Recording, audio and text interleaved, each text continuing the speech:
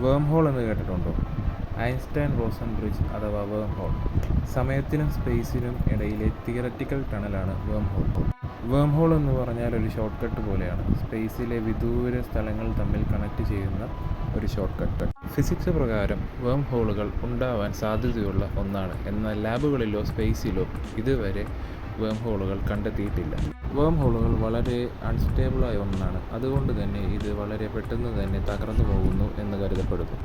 അതിനാൽ തന്നെ negative എനർജിയോ exotic മാറ്ററോ ഉണ്ടെങ്കിൽ മാത്രമേ വേം ഹോളുകൾ നിലനിൽക്കാൻ സാധിക്കുകയുള്ളൂ.